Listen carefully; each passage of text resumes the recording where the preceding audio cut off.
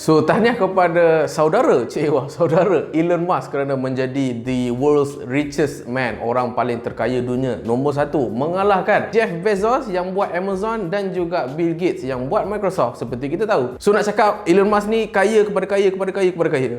Dan juga syarikat kereta elektrik beliau, which is Tesla Inc, juga mencatatkan market value sebanyak 700 bilion USD.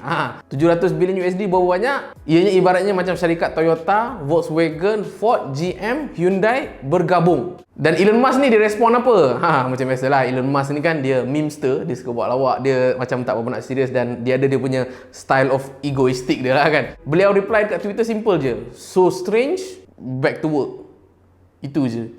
Inilah kot mindset orang kaya yang kita tak boleh nak faham sebab kita bukan kaya pun. Okay? So Elon Musk ni siapa? Sejarah dia sangat-sangat panjang lah. Beliau merupakan salah seorang yang mengusahakan PayPal yang seperti kita tahu sekarang, dan juga pengusaha bisnes kepada syarikat Tesla Inc dan juga SpaceX. Okay, saya nak cerita sikit berkenaan dengan SpaceX lah kan, falsafah SpaceX. Sebenarnya orang macam Elon Musk ni dia agak obsesif terhadap kita nak kata apa, pergi bulan lah, kita nak pergi Marikh lah dan sebagainya. Dan biasanya, yalah macam saya sendiri pun memang berkeinginan jugalah nak pergi aerospace, tapi saya just cakap je, bukannya nak pergi sangat. Tapi Elon Musk memang betul-betul dia nak pergi dan beliau siap buat plan. Cara kita nak pergi planet Marikh pada tahun 2024. Korang boleh tengok video tu, ada dekat YouTube, dan juga beberapa berita yang korang boleh tengok sendirilah. Memang terperinci dan Elon Musk memang sentiasa committed untuk buat. Dan juga SpaceX ni juga dia nak tackle isu kata apa, kepada space exploration, which is dia mulakan dengan eksperimental. Dan kalau macam kita nak terbangkan roket, kemudian bila dah roket tu dah selesai, dia turun balik ke bumi kan, dia akan turun dan dia akan rosakkan roket tu sebab dimusnah. Sebab roket tu dia tak boleh nak kata apa, landing secara vertikal. Tapi Elon Musk berjaya land secara vertikal, walaupun saya tak silap saya dalam 3 kali percubaan lah kan. Percubaan pertama, kedua meletup, tapi percubaan ketiga dan seterusnya memang tak pernah gagal.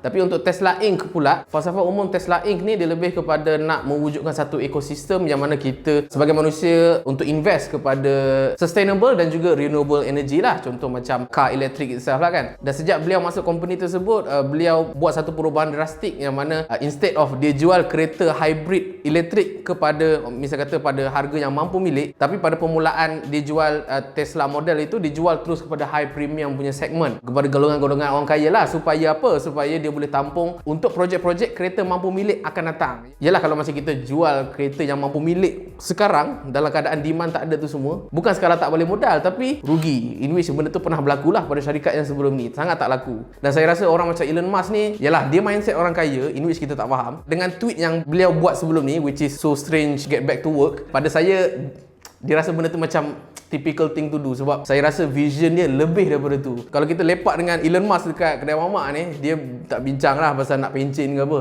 Dia terus orang kata apa, nak meninggal dekat planet Marikh tu. Tu level conversation dia lah.